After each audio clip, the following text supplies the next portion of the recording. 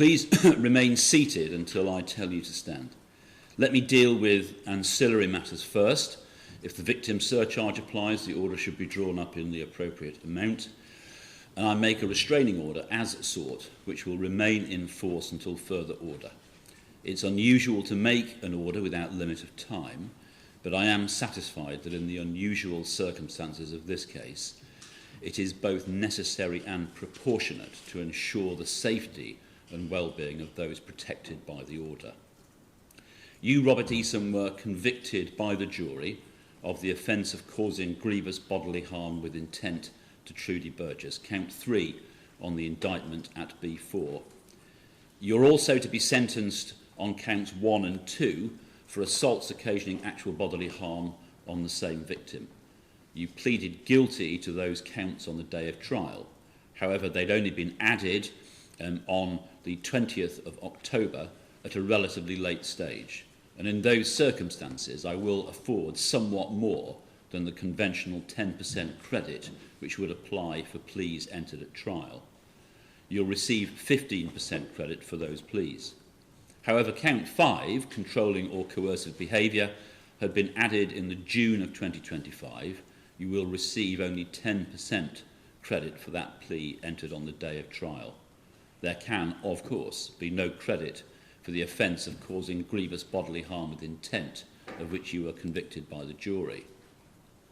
All of these offences arise out of a relationship between you and Trudy Burgess. Sadly, her husband had died in the November of 2016, and you and she became known to each other subsequently through your working for her sister and her brother-in-law. A relationship followed, which was, for the first 18 months, a happy one. However, thereafter, a cycle developed whereby you would become verbally or physically abusive, then make up to her, and the relationship would carry on. When angry, which you frequently were, you would be verbally abusive. You had real difficulties in her being a teacher, and you derided her work on the basis that it was somehow not as valuable as yours. You would call her a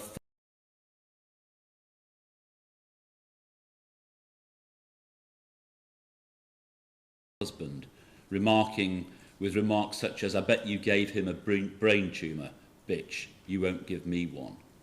If she accidentally dropped something, you would swear at her and mock her. By your admission to controlling and coercive behaviour, you accepted that you were also engaged in assaults. You would grab her, push her, you would deliberately scare her and then mock her for being frightened of you. You told her that you enjoyed her being frightened. 1 minute you would mock and belittle her, and the next you would treat her kindly.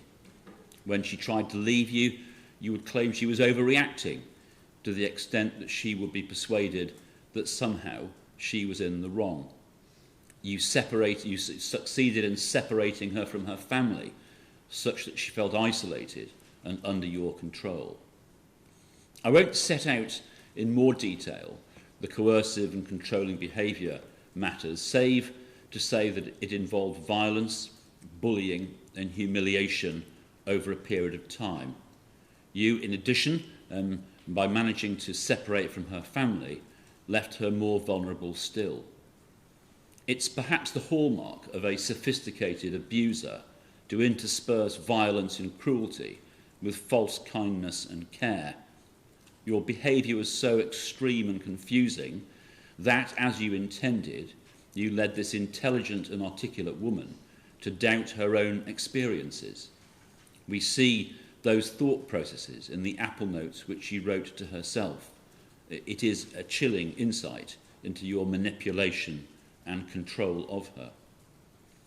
The 2 assaults to which you pleaded guilty were particularly serious.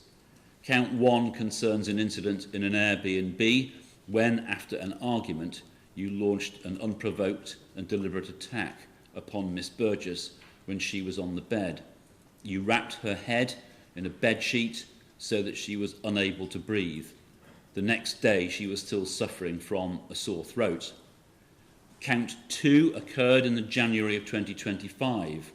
You'd been out for dinner with friends, On the way home, Miss Burgess complained that they couldn't host friends at your house as you had insufficient cutlery and crockery. It was a feature of your controlling behaviour that whilst you made it clear that you resented her maintaining her own property, you would not let her buy anything for your property, so that it might be a home to her. And as a result of that comment, you lost your temper and drove at excessive speeds, frightening Miss Burgess before bringing the car to a sharp stop. You then headbutted her and dragged your stubble down her face, causing grazing injuries to her face. She fled the car on foot to get away from you.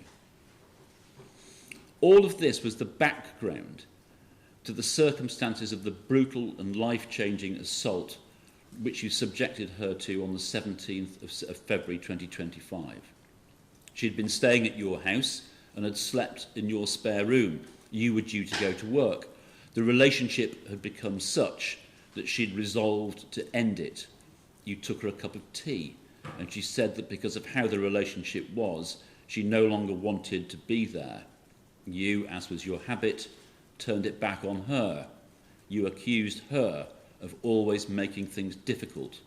At one point, you put your fist to her face, such that she feared an immediate assault, and she begged you not to hurt her. As a result of this bullying, she backed down and said that she would stay, but you were already in a rage. You went back downstairs and raged on, and because of your behaviour, she felt that she couldn't safely leave the house. You then came back up the stairs, you pulled her down the bed towards the foot of the bed where you stood and she was kneeling. You then placed your hands on her head and pushed down with all your strength. You were shouting over and over at her.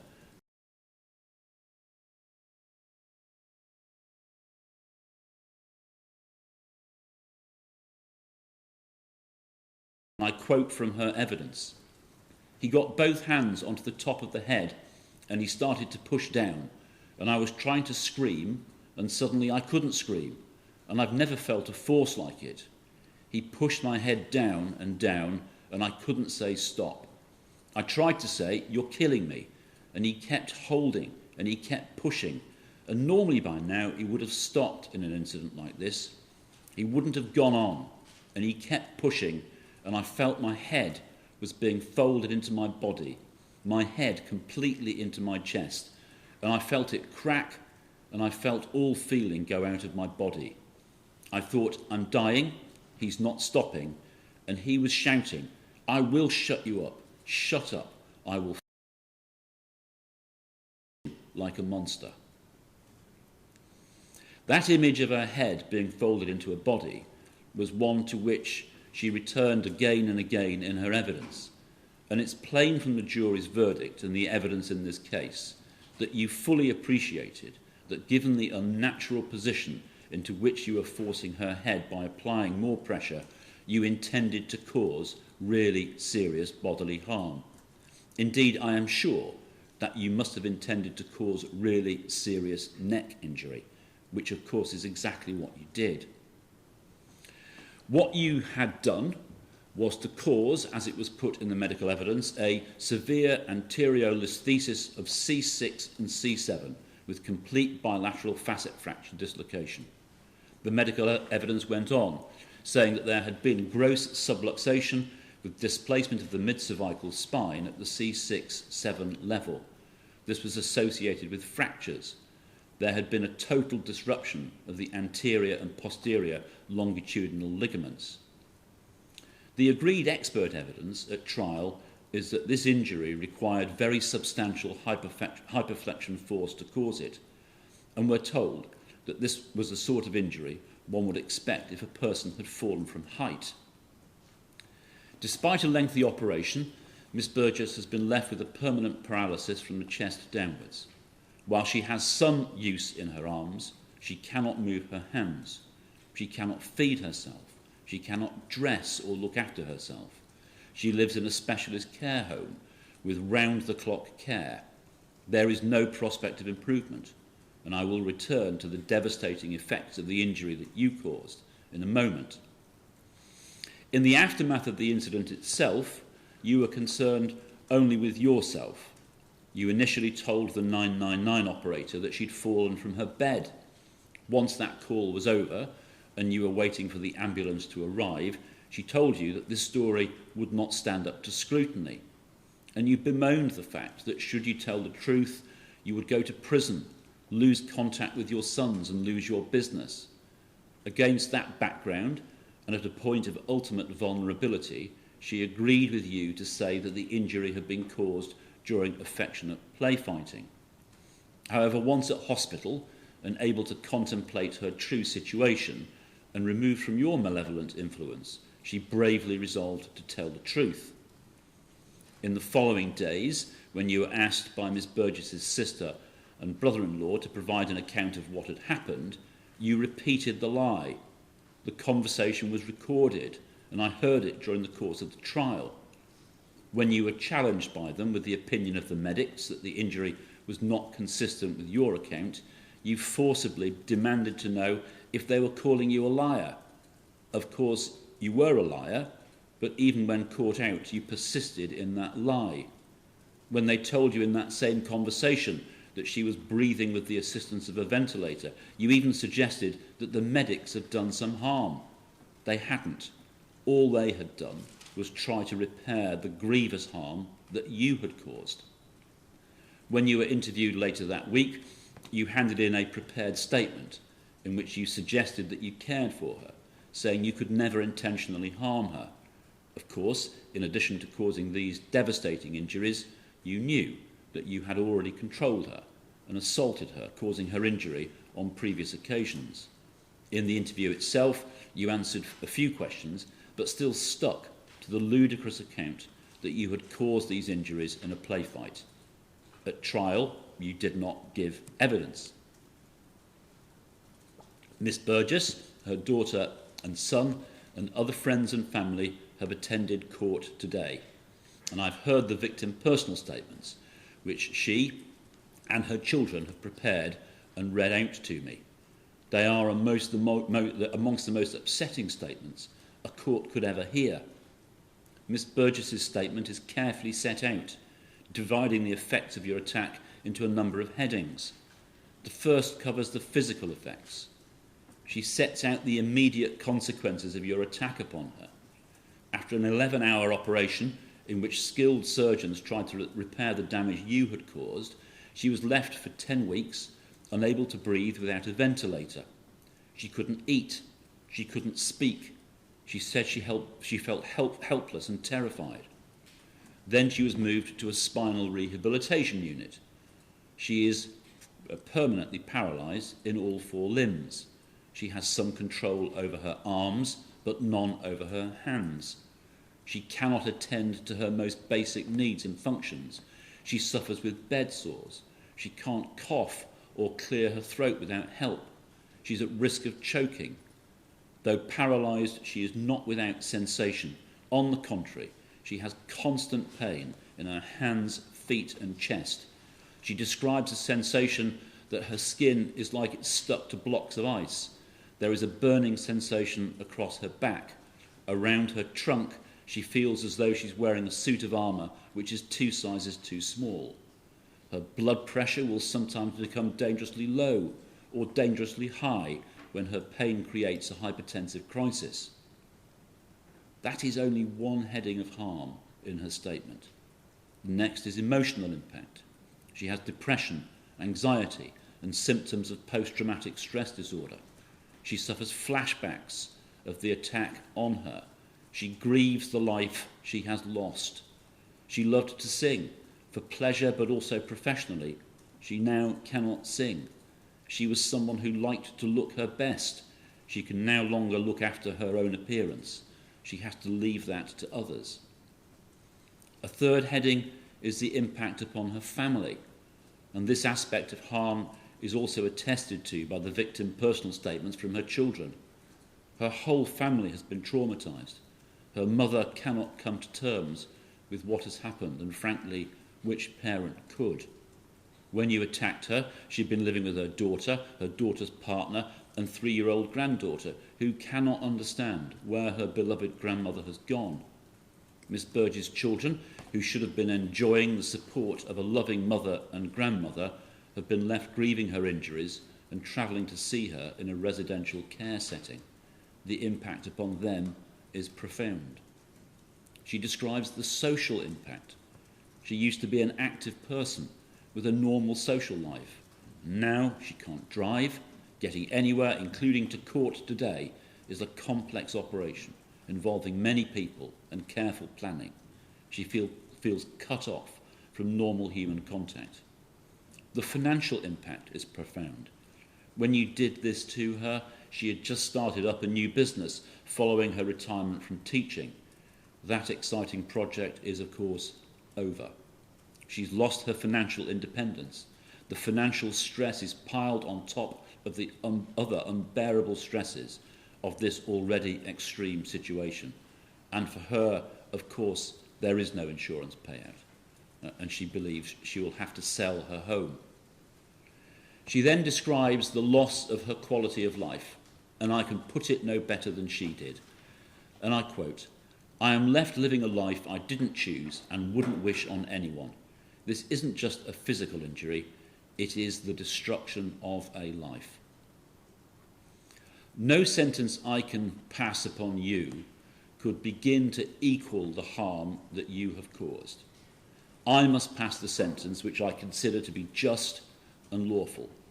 But the fact remains that even with the lengthy sentence I am about to impose, you will have a prospect of a future which you have denied to your victim. I'm required to consider whether there is a significant risk of you causing serious harm by the commission of further specified offences. You're 57. You have one previous conviction for causing grievous bodily harm in 1990 when you were 21, for which you were fined by the Clitheroe Magistrates' Court.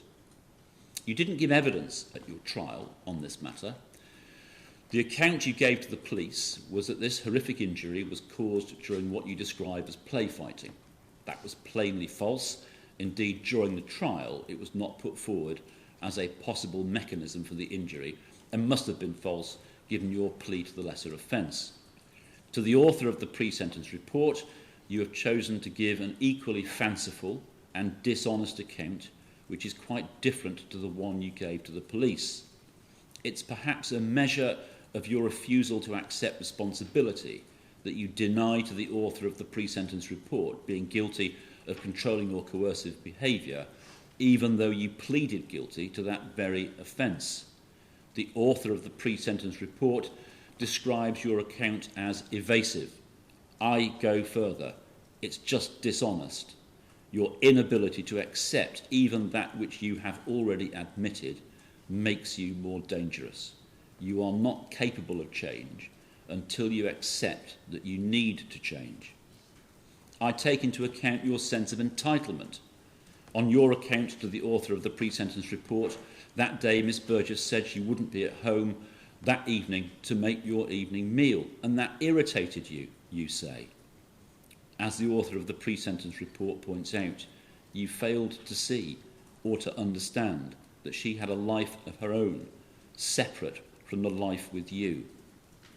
I must also place this incident in the context of the other offences of violence and also of the coercive or controlling behaviour within the relationship.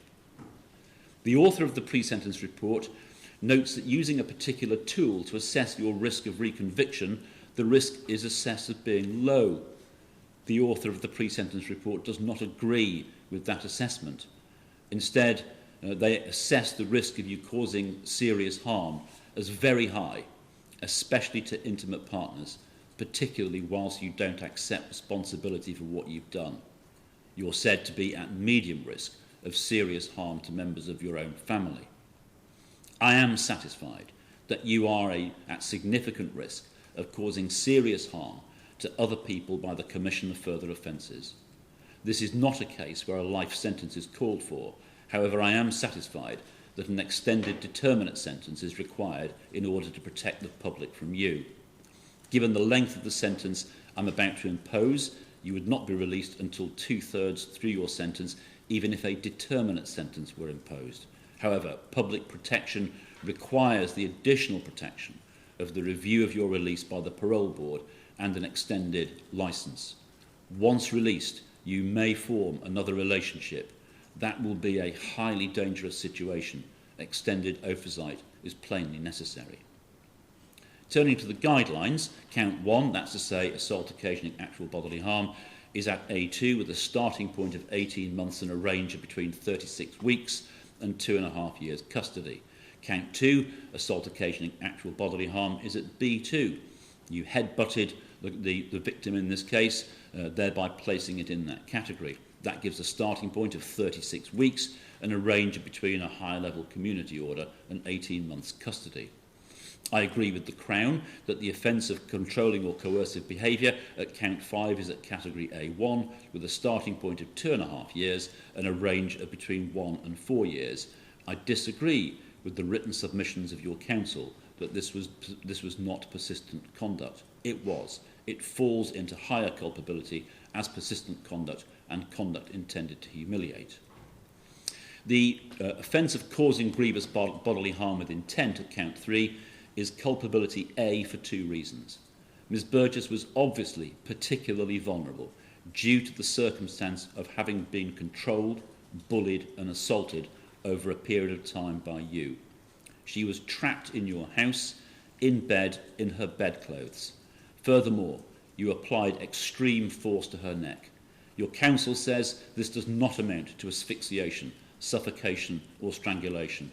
I don't agree. You bent her neck so hard that it broke. She couldn't speak as you did it. If there is a difference, it is one without any substance. To draw a distinction would, in my judgment, be wholly artificial. The offence is at category 1 harm. I make this finding even though that category is reserved for harm which is particularly grave within really serious injuries. But I go further. Here the harm is high even within that highest bracket. The starting point for that bracket is 12 years imprisonment with a range of 10 to 16 years, not as your counsel concedes, in a bracket with a starting point, a starting point of 5 years. The sentence for this count must be moved to the top of the bracket to take account of there being 2 factors placing it in culpability A and the severity of the injury even within its bracket. I will impose concurrent sentences for the other matters. This is to avoid double counting, especially because I take into account you having rendered Ms. Burgess particularly vulnerable by your commission of the other counts. However, there must also be a modest increase in the sentence for count 3 to mark the fact that it will carry the sentence for all offending. That uplift, of course, tempered for totality. I turn to aggravating features. Your previous conviction does not aggravate your sentence, but you are not strictly a man of good character. I note that these offences were, of course, committed in a domestic setting. I note what's said in mitigation. You've also known the heartbreak of a relative suffering serious injury. Your son suffered a serious paralysing injury in an accident. I've read the references put forward on your behalf and the letter which you yourself have handed in. I accept you have worked hard during your working life. Stand up, Robert Easom.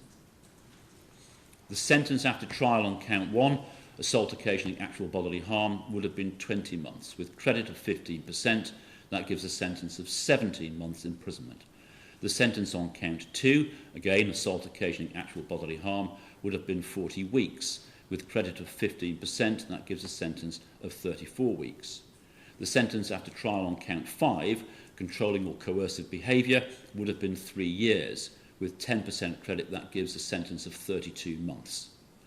The sentence on count 3 for inflicting grievous bodily harm with intent is an extended determinate sentence of 20 years, total duration comprising 16 years custodial element and an extended sentence of 4 years. All sentences will run concurrently with each other. Sit down, please. The extended sentence is made up of 2 parts, a custodial period, which will be no longer than the 16-year period I mentioned, and an extended licence period of 4 years, making an extended sentence of 20 years duration in total. You'll serve 2/3 of the custodial period in prison before the parole board will consider whether it's safe to release you, and if so, on what terms. Once released, You'll serve on licence any part of the custodial period which remains, and you will then be subject to an extended licence for a further period of 4 years, making 20 years in all. When you're subject to licence, you commit another offence or fail to comply with the terms of your release, you are liable to be recalled to custody and may serve the entire 20-year sentence in custody. The days you've spent on remand will count automatically towards the custodial term of your sentence. Would you go with the dock officer now, please?